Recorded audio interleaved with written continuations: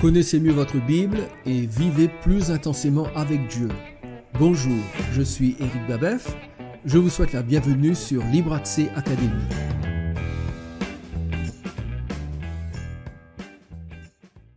Vous appréciez nos vidéos? Alors faites ces deux choses. Premièrement, cliquez sur le like juste en dessous. Deuxièmement, abonnez-vous à notre chaîne. Nous sommes heureux de vous annoncer la parution de notre livre « Équipé pour la victoire », un guide pratique qui vous aidera à surmonter les moments difficiles, à grandir spirituellement et à vous épanouir dans votre marche avec Dieu. Cliquez sur le lien dans la description ci-dessous pour en savoir davantage.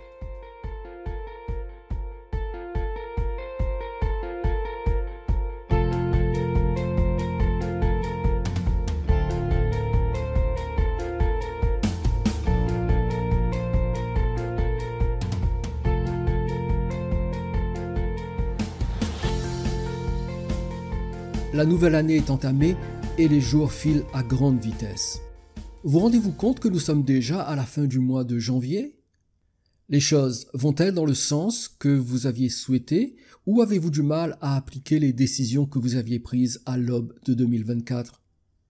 Il y aurait tellement de choses à dire sur les résolutions de la nouvelle année, mais j'aimerais vous interpeller sur un des projets, probablement le projet par excellence, que nous devons absolument veiller à réaliser.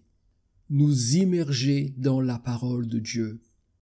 J'espère que nous avons tous l'intention de donner plus de place à la parole de Dieu en 2024.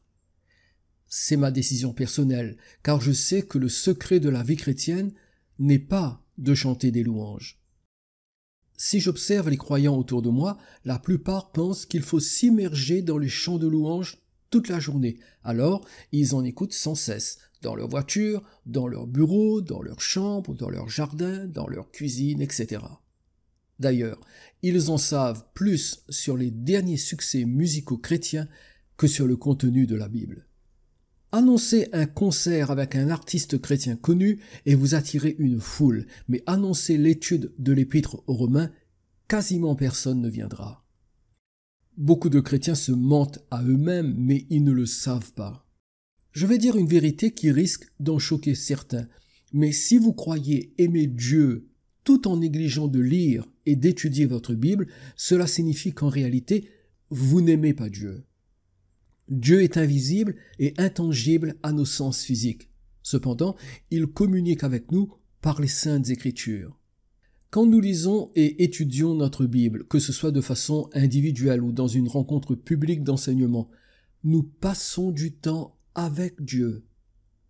Si on aime une personne, on apprécie de passer du temps avec elle, n'est-ce pas?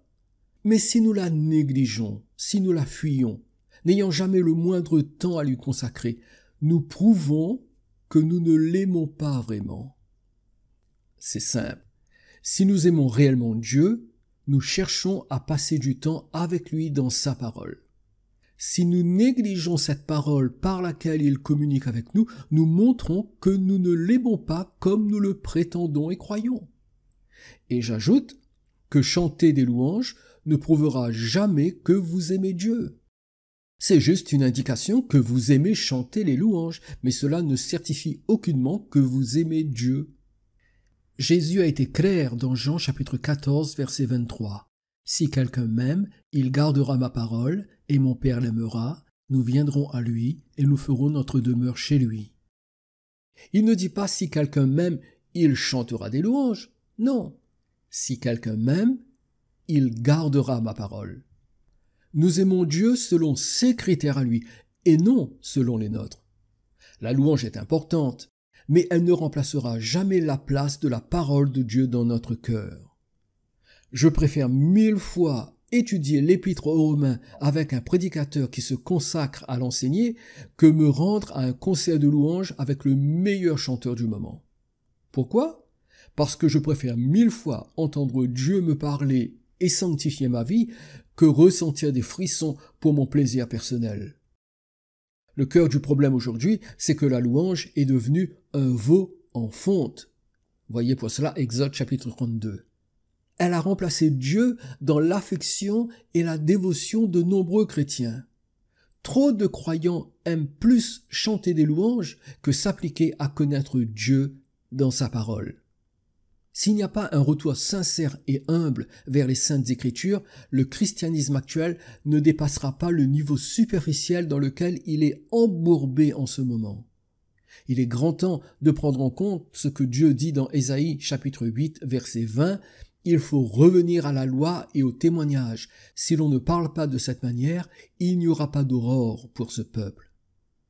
Tout au long de l'histoire de l'Église, les chrétiens qui ont été solides dans la foi et profonds dans leur dévotion ont systématiquement lu et étudié la Bible année après année.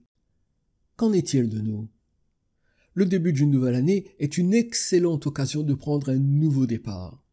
C'est pourquoi nous devrions tous être encouragés à faire preuve de diligence et de discipline dans notre lecture et notre étude de la Bible. Que notre intention soit de faire de 2024 une année de sanctification par la parole de Dieu, en nous souvenant de cette prière que Jésus adresse à son Père dans Jean chapitre 17 verset 17, « Sanctifie-les par ta vérité, ta parole est la vérité. » Chanter des louanges ne va pas nous sanctifier. Seule la parole de Dieu, appliquée à notre vie par la présence active du Saint-Esprit, est capable d'accomplir cette œuvre de sanctification dans notre vie. La parole va éclairer les zones sombres de notre âme, elle va nous révéler la personne de Christ, elle produira chez nous le désir de nous conformer à ce qu'il veut, elle brisera l'attrait et l'influence du monde sur notre esprit, elle nous transformera de façon progressive mais certaine. Nous n'avons pas besoin de plus de chants, de plus de musiciens, de plus de concerts, de plus de frissons ou de plus d'événements qui nous font nous sentir bien.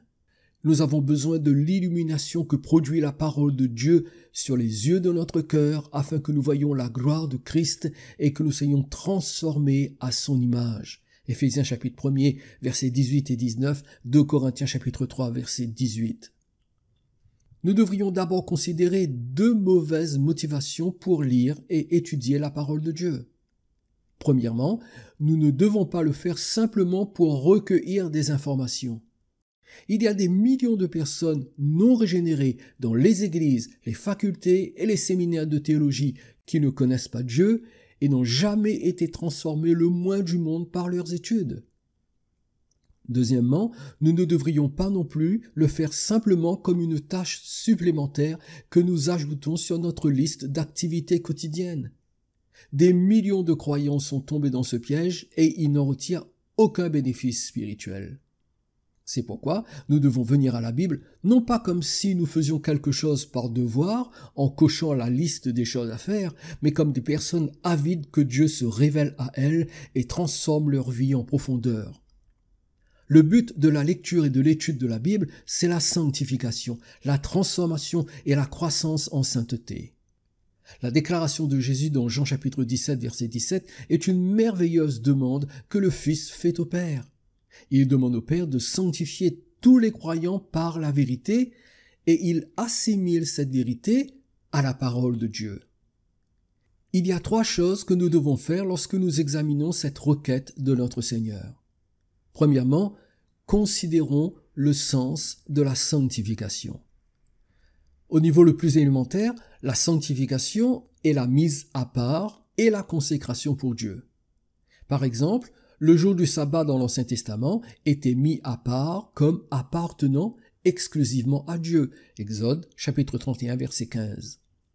Certains individus étaient également mis à part pour le service de Dieu, comme nous le voyons dans Jérémie, chapitre 1, verset 5, où le Seigneur dit à son prophète « Avant que je t'eusse formé dans le ventre de ta mère, je te connaissais, et avant que tu fusses sorti de son sein, je t'avais consacré, je t'avais établi prophète des nations. » Le mot hébreu traduit par « consacré » signifie « être sanctifié », avec l'idée d'être mis à part et dédié. Jérémie a donc été mis à part pour servir Dieu en tant que prophète des nations avant même sa naissance. Le sens de la sanctification montre clairement qu'il s'agit à la fois d'une réalité positionnelle et d'un processus progressif. On pourrait dire qu'une personne est sanctifiée une fois pour toutes, c'est-à-dire qu'il y a eu un jour où elle a été mise à part pour Dieu, mais qu'en même temps, elle est en train d'être sanctifiée, c'est-à-dire qu'au fur et à mesure, elle grandit dans la sainteté. Savez-vous que moins de 10 secondes suffisent pour dire que vous aimez nos vidéos et pour vous abonner? Dieu met des personnes à part pour son propre usage, et ces personnes croissent progressivement dans leur utilité pour Dieu à mesure qu'elles apprennent à lui obéir. Elles extériorisent leur appartenance à Dieu par la foi qui s'exprime dans une obéissance motivée par l'amour. En étudiant la Bible, nous constatons que c'est ainsi que la sanctification est réellement décrite. La sanctification n'est pas quelque chose de simplement extérieur, ni un simple changement dans notre comportement. Les gens qui ne sont pas mis à part pour Dieu, je parle bien sûr des incroyants, de ceux qui ne sont pas sauvés, ces gens-là satisfont les convoitises de la chair et vivent selon leurs propres désirs égoïstes. Les croyants sont menacés par les mêmes désirs égoïstes, mais ils ne les laissent pas dominer leur vie et ils combattent les convoitises impies. Cependant, la différence est que chez le croyant, de nouveaux désirs émergent et grandissent. Des désirs de plaire à Dieu, de faire sa volonté, de rechercher la gloire du Seigneur Jésus-Christ, de vivre pour le bien des autres et de magnifier la grâce de Dieu. Deuxièmement, comprenons le processus de sanctification. La sanctification est l'œuvre gracieuse du Seigneur dans nos vies, car personne ne mérite d'être sanctifié par Dieu. Nous n'avons aucun droit sur Dieu qui nous permettrait de venir à lui et d'exiger qu'il nous sanctifie. Que la sanctification soit une œuvre de Dieu est souligné tout au long du Nouveau Testament. Pour être plus précis, la sanctification est attribuée aux 3 personnes de la Trinité. Nous lisons dans 1 Thessaloniciens chapitre 5 verset 23 que le Dieu de paix vous sanctifie lui-même tout entier et que tout votre être, l'esprit, l'âme et le corps soient conservés irrépréhensibles lors de l'avènement de notre Seigneur Jésus-Christ. Cela montre que Dieu le Père s'occupe de notre sanctification. La sanctification est également attribuée à Dieu le Fils, car il est écrit dans Éphésiens chapitre 5, versets 25 et 26, « Marie, aimez vos femmes comme Christ a aimé l'Église et s'est livré lui-même pour elle afin de la sanctifier par la parole après l'avoir purifiée par le baptême d'eau. » On ne peut pas se tromper dans l'interprétation de ce texte. Jésus sanctifie son Église par sa parole. Et enfin, l'apôtre Paul déclare dans 2 Thessaloniciens chapitre 2 verset 13 « Pour nous, frères bien-aimés du Seigneur, nous devons à votre sujet rendre continuellement grâce à Dieu, parce que Dieu vous a choisi dès le commencement pour le salut, par la sanctification de l'Esprit et par la foi en la vérité. » Comme le Père et le Fils, le Saint-Esprit participe activement à la sanctification des croyants. Cela montre donc que le Dieu trinitaire est à l'œuvre dans notre sanctification. Cela ne veut pas dire que nous n'avons aucun rôle à jouer dans ce processus, bien au contraire. L'Écriture regorge de commandements à obéir, à se purifier, à s'abstenir de l'iniquité, à fuir l'immoralité, à renoncer aux convoitises impies et à rechercher la justice et la piété. Nous sommes même exhortés à travailler à notre salut avec crainte et tremblement. Philippiens chapitre 2 verset 12. Cela ne veut pas dire que nous obtenons notre salut comme récompense de nos bonnes œuvres, mais que nous devons mettre en œuvre le salut que nous avons reçu par grâce en poursuivant activement notre sanctification. Cependant, nous devons toujours nous rappeler que même si nous travaillons plus et atteignons une sainteté qui surpasse celle des autres autour de nous, cela n'est dû qu'à la grâce et à la puissance de Dieu dans notre vie et non à notre force, notre puissance ou nos propres efforts. Mais comment Dieu nous sanctifie-t-il? Comme je l'ai déjà souligné, la sanctification a 2 aspects. Le premier se produit lors de la conversion en tant qu'événement unique. Le second est progressif et se poursuit tout au long de notre vie. Ces 2 aspects de la sanctification sont le résultat de l'entrée de la vérité de la parole de Dieu en nous. Dieu nous sanctifie initialement pour Jésus par la vérité de sa parole. C'est ce que Jacques dit dans son épître. Il nous a engendrés selon sa volonté par la parole de vérité, afin que nous soyons en quelque sorte les prémices de ses créatures. Chapitre 1er, verset 18. Cela est confirmé par l'apôtre Pierre lorsqu'il écrit « Vous avez été régénérés non par une semence corruptible, mais par une semence incorruptible, par la parole vivante et permanente de Dieu. » Chapitre 1er, verset 23. Notre sanctification progressive se produit de la même manière que notre sanctification initiale, par la vérité de la parole de Dieu que le Saint-Esprit utilise pour nous transformer. Outre Jean chapitre 17, verset 17, l'une des déclarations les plus claires à cet effet se trouve dans Actes chapitre 20, verset 32, où Paul, alors qu'il s'entretenait pour la dernière fois avec les anciens de l'église d'Éphèse, leur dit « Et maintenant, je vous recommande à Dieu et à la parole de sa grâce, à celui qui peut édifier et donner l'héritage avec tous les sanctifiés. » Paul était persuadé que les Éphésiens avaient tout ce dont ils avaient besoin dans la parole de Dieu pour terminer leur course spirituelle. Nous pouvons dire que certains des versets les plus appréciés sur ce sujet se trouvent dans le psaume 119 où nous recevons un merveilleux témoignage de la puissance de la parole dans le processus de sanctification.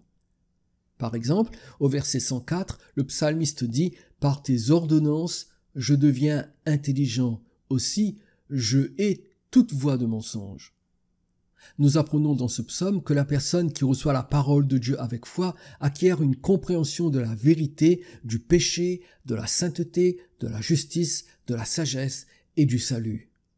La parole nous attire à elle en nous révélant la vérité et l'Esprit œuvre dans nos cœurs pour qu'elle porte des fruits dans notre vie. Nous ne voulons pas les mensonges et les philosophies du monde, nous voulons la vérité divine. Troisièmement, appliquons le processus de sanctification. Pour y parvenir, répondons à la question suivante. Quelle doit être notre attitude pour que la puissance de Dieu nous transforme par sa parole? Voici 5 principes que je vous invite à méditer. Premièrement, chérissons la parole de Dieu. Si nous voulons être transformés par la parole de Dieu, nous devons l'aimer et nous en réjouir. N'est-il pas merveilleux que le Dieu éternel nous accorde une révélation aussi complète de lui-même dans sa parole? Si nous en sommes conscients, alors les Saintes Écritures devraient faire l'objet de notre plus vive affection. Deuxièmement, lisons la parole de Dieu dans la prière. Pendant que nous lisons, nous devrions être dans un esprit de prière, demandant au Seigneur d'examiner nos cœurs, d'exposer nos péchés et de nous réconforter dans nos découragements et nos afflictions. La lecture de la Bible est un exercice spirituel avant tout, donc l'attitude de prière est nécessaire si nous voulons en retirer le moindre bénéfice. Troisièmement, lisons la parole avec foi. Que notre position soit une position de confiance quand nous parcourons les pages de la Bible. Les promesses de Dieu sont toutes nôtres en Jésus-Christ afin que nous puissions croire, avoir confiance et nous reposer sur elles. Surveillons notre intention. Avons-nous l'intention de croire ce que Dieu nous dit ou avons-nous décidé de ne rien croire? Nous sommes heureux de vous annoncer la parution de notre livre « Équipé pour la victoire », un guide pratique qui vous aidera à surmonter les moments difficiles, à grandir spirituellement et à vous épanouir dans votre marche avec Dieu. Cliquez sur le lien dans la description ci-dessous pour en savoir davantage. Quatrièmement, lisons la parole humblement. Nous ne pouvons pas changer la parole de Dieu pour lui faire dire ce que nous voulons, mais nous devons recevoir ce qu'elle dit indépendamment de nos propres idées préconçues. C'est une des attitudes les plus dures à adopter. Personnellement, chaque fois que j'aborde les Écritures, je me dis que Dieu est beaucoup plus intelligent que moi et c'est lui qui a raison. Cela met immédiatement les choses dans leur juste perspective. Cinquièmement, lisons la parole avec le désir d'obéir. Nous ne venons pas à la parole simplement pour obtenir des informations, mais pour être transformés.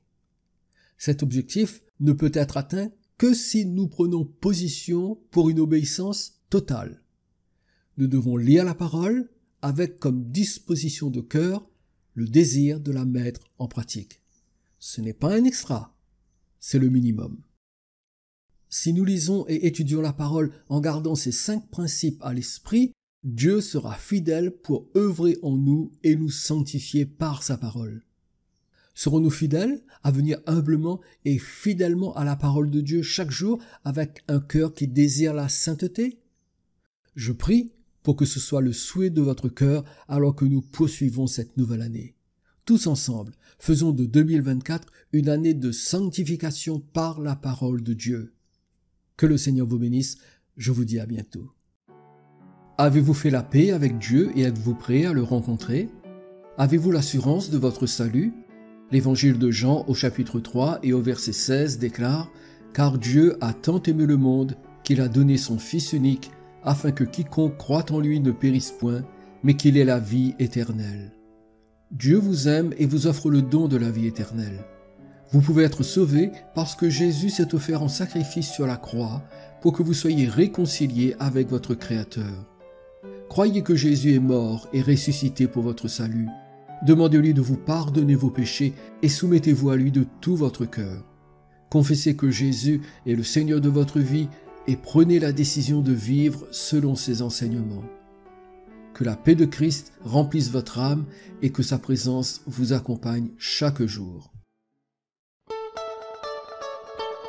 Voulez-vous développer votre connaissance de la Bible, enrichir votre foi et approfondir votre relation avec Dieu? Accédez à des ressources captivantes en rejoignant Libre Accès Academy. Libre Accès Academy, c'est un espace public comprenant un blog et une chaîne YouTube. Libre Accès Academy, c'est aussi un espace membre proposant une école de formation des disciples et un parcours de théologie biblique. Libre Accès Academy, c'est l'occasion d'écouter de nombreux podcasts inspirants et de visionner des vidéos d'enseignement inédits. Libre Accès Academy, c'est également la possibilité de télécharger des Bibles et des ouvrages d'édification pour la foi. Mais Libre Accès Academy, c'est bien plus encore. Découvrez des trésors de connaissances bibliques inestimables pour une expérience spirituelle unique en vous rendant sur notre page d'information.